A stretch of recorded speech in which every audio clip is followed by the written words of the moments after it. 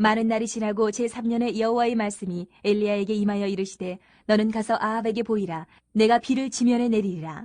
엘리야가 아합에게 보이려고 가니 그때 사마리아의 기근이 심하였더라. 아합이 왕궁 맡은 자 오바댜를 불렀으니 이 오바댜는 여호와를 지극히 경외하는 자라. 이세벨이 여호와의 선지자들을 멸할 때에 오바댜가 선지자 100명을 가지고 50명씩 굴에 숨기고 떡과 물을 먹였더라. 아합이 오바댜에게 이르되 이 땅의 모든 물 근원과 모든 내로 가자. 혹시 꼴을 얻으리라. 그리하면 말과 노새를 살리리니 짐승을 다 잃지 않게 되리라 하고 두 사람이 두루 다닐 땅을 나누어 아합은 홀로 이 길로 가고 오바댜는 홀로 저 길로 가니라. 오바댜가 길에 있을 때에 엘리야가 그를 만난지라. 그가 알아보고 엎드려 말하되 내 주 엘리야여 당신이시니까. 그가 그에게 대답하되 그러하다. 가서 내 주에게 말하기를 엘리야가 여기 있다 하라. 이르되 내가 무슨 죄를 범하였기에 당신이 당신의 종을 아합의 손에 넘겨 죽이게 하려 하시나이까. 당신의 하나님 여호와께서 살아계심을 두고 맹세하노니 내 주께서 사람을 보내어 당신을 찾지 아니한 족속이나 나라가 없었는데 그들이 말하기를 엘리야가 없다 하면 그 나라와 그 족속으로 당신을 보지 못하였다는 맹세를 하게 하였거늘 이제 당신의 말씀이 가서 내 주에게 말하기를 엘리야가 여기 있다 하라 하시나 내가 당신을 떠나간 후에 여호와의 영이 내가 알지 못하는 곳으로 당신을 이끌어 가시리니 내가 가서 아합에게 말하였다가 그가 당신을 찾지 못하면 내가 죽임을 당하리이다. 당신의 종은 어려서부터 여호와를 경외하는 자라. 이세벨이 여호와의 선지자들을 죽일 때에 내가 여호와의 선지자 중에 100명을 50명씩 굴에 숨기고 떡과 물로 먹인 일이 내 주에게 들리지 아니하였나이까. 이제 당신의 말씀이 가서 내 주에게 말하기를 엘리야가 여기 있다 하라 하시니 그리하면 그가 나를 죽이리이다. 엘리야가 이르되 내가 섬기는 만군의 여호와께서 살아계심을 두고 맹세하노니 내가 오늘 아합에게 보이리라. 엘리야가 사르밧 과부의 집에서 지내면서 과부의 아들을 살리고 또 그 가루와 기름이 떨어지지 않는 공급하심을 경험하고 시간이 지났습니다. 많은 날이 지나고 18장이 이렇게 시작하는데요. 하나님께서 정하신 때가 찾아왔습니다.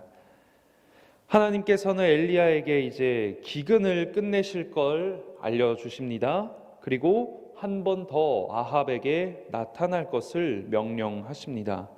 너는 가서 아합에게 보이라 이렇게 말씀을 하시지요. 아합을 만나서 아합에게 증명하라, 아합에게 제시하라 라는 의미를 가지고 있습니다.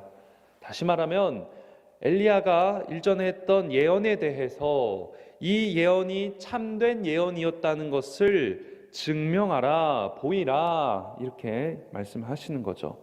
17장이 그 예언으로 시작했습니다. 17장 1절 엘리야의 등장 때에 했던 그 예언이 이제 이루어지는 것입니다.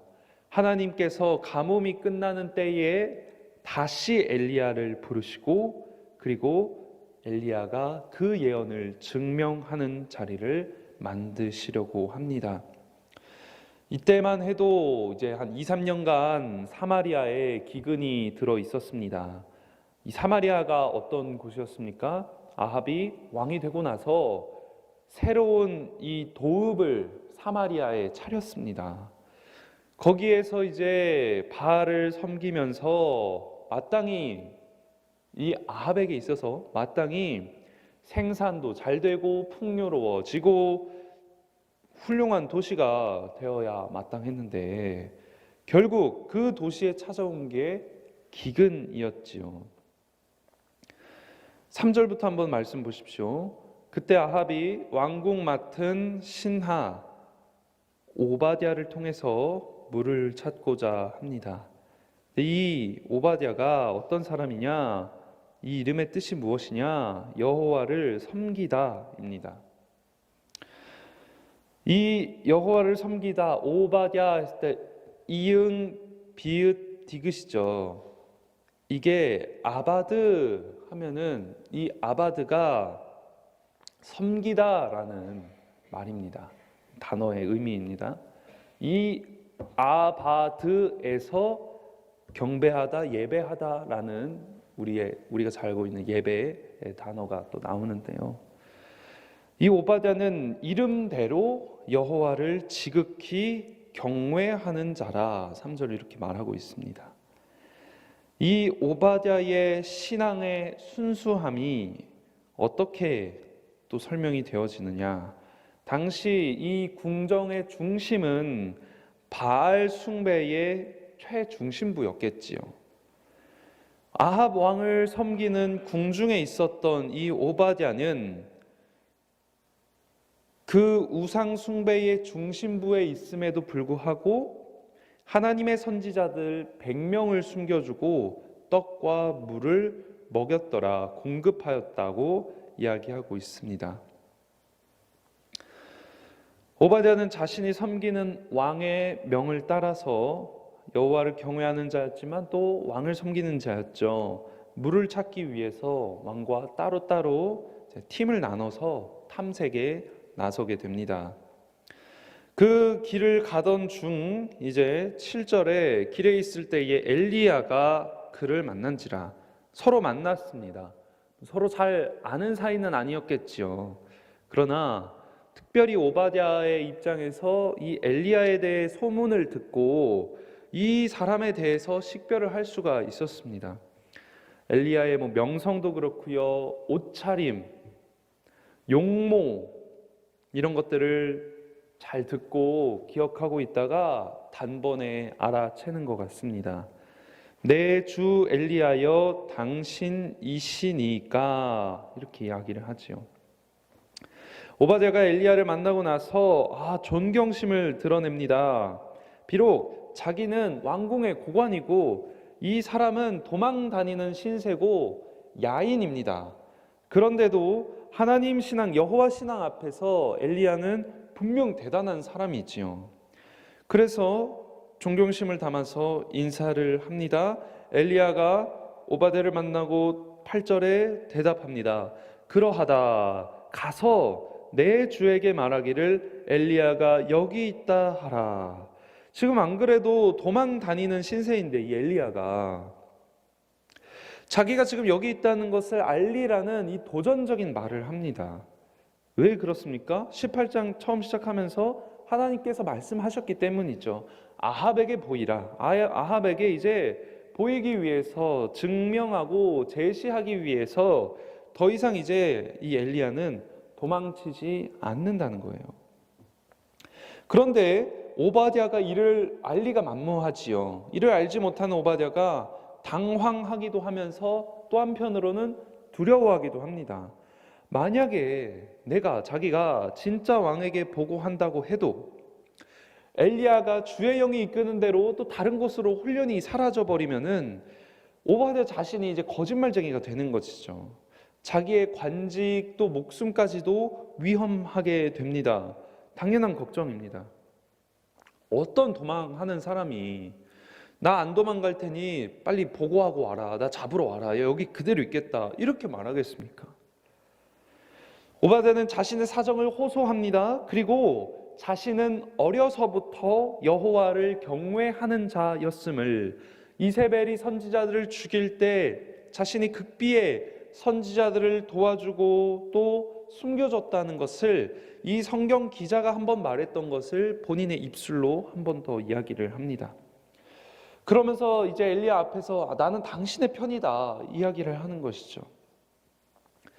엘리야에 대한 이 신뢰를 드러내면서 내가 이 숨겨왔던, 또 비밀로 도와줬었던 것, 선지자들을 도와줬었던 것들, 그런 것들을 이제 당신도 하나님의 계시로 알고 있지 않느냐 생각하면서 솔직하게 자신의 모든 것들을 오픈을 합니다. 그러니 당신이 말한 대로 내가 아합 왕에게 가서 엘리야 여기 있습니다 이야기하면 나는 죽을 목숨이다. 지금 이렇게 나는 좀 곤란하다 그렇게 말하기가, 이렇게 말을 하는 것이죠. 오바댜는 이 하나님의 뜻을, 엘리야에게 나타난 하나님의 뜻을 알지 못했기 때문에 또 그렇게 이야기를 한 것입니다. 그래서 이제 엘리야가 그 말을 다 듣고서 15절과 같이 말한 것이죠. 엘리야가 이르되 내가 섬기는 만군의 여호와께서 살아계심을 두고 맹세하노니 내가 오늘 아합에게 보이리라. 엄숙하게 맹세합니다. 엘리야는 시간이 지나도 여전히 하나님 앞에 바로 서 있는 사람이었습니다. 여전히 하나님의 말씀대로 행동하는 사람이었습니다. 도망가라고 하면은 또 그리 시냇가로 도망가고, 모습을 드러내라고 하면은 시간이 몇 년 지났음에도 불구하고 아무리 어려운 자기 목숨이 위협받고 도망치는 상황이라고 해도 보이라 하면은 또 모습을 나타내는 모습을 보입니다. 진정으로 하나님의 사람이라는 것을 보여줍니다. 그는 앞으로 이제 갈멜살에서 바알과 아세라 선지자들과 또 대결을 펼치게 될 것이지요.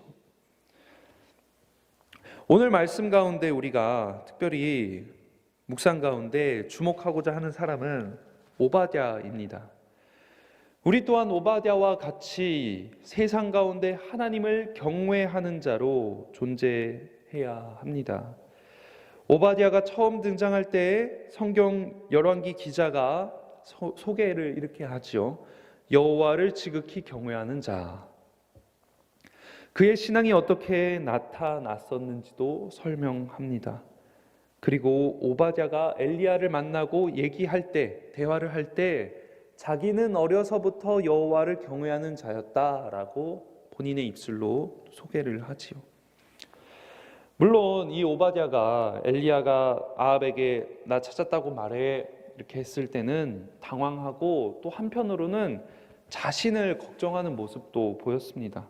그런데 이게 괜한 죄 짓고 하나님 앞에서 거스르고 이런 건 아니죠. 합리적인 걱정입니다.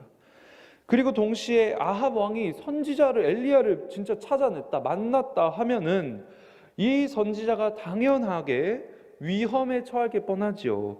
본인이 그런 마음으로 측은지심으로 100명의 선지자들을 도와주고 숨겨줬던 사람이니까 그 숨겨줬을 때의 마음처럼 지금 엘리야를 대하고 있는 것입니다. 그렇다면 어떻게 본인이 가서 엘리야를 찾았습니다, 아합에게 고할 수 있겠습니까? 못하죠. 오바댜는요, 이렇게 왕궁 중심부의 최측근에서 일을 하면서도 동시에 하나님을 경외하고 선지자를 존경할 줄 아는 사람이었습니다. 선지자를 걱정해 주는 사람이었습니다.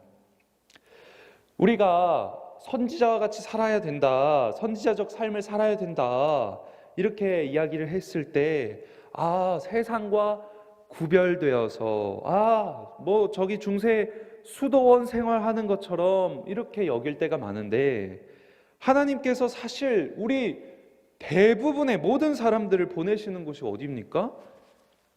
세상 속으로 가는 것입니다. 그리고 그 세상이 어떤 곳입니까? 오바댜의 때와 같이 우상 숭배가 만연하고 우상 숭배의 최중심지로 하나님께서 나를 보내시는 것입니다. 하나님께서 나를 보내신 그 자리가요, 하나님의 원리대로 돌아가는 것이 아니라는 것입니다. 세상의 원리대로, 우상 숭배의 원리대로 돌아가고 있는 곳에 나를 거기에 보내신다는 겁니다. 하나님께서는 그 자리 가운데에서 하나님을 지극히 경외하는 자를 보고 기억하십니다. 하나님을 경외하는 자는 어둠 가운데 등불과도 같은 역할을 하도록 하나님께서는 그 자리에 나를 보내신다는 겁니다. 이세벨이 잔인하게 선지자들을 잡아 죽일 때 그들을 돕는 손길이 된 것처럼 이 세상의 어려움 가운데, 환난 가운데 우리 하나님께서는 빛을 보기 어려운 이 시대 가운데 하나님을 경외하는 자들을 사용하십니다. 빛의 반사체로서 있게 하십니다. 비록 이 이야기 속에, 짧은 이야기 속에 오바댜가 등장합니다. 다른 오바댜 아닙니다. 이 오바댜는 여기서만 등장합니다. 그의 평생은요, 홀로 외롭게 하나님을 경외하는 삶이었을 것 같습니다.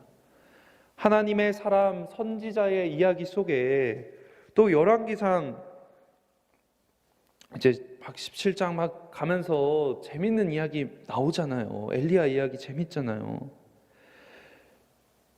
그 이야기 속 조연으로 오바댜가 등장했습니다.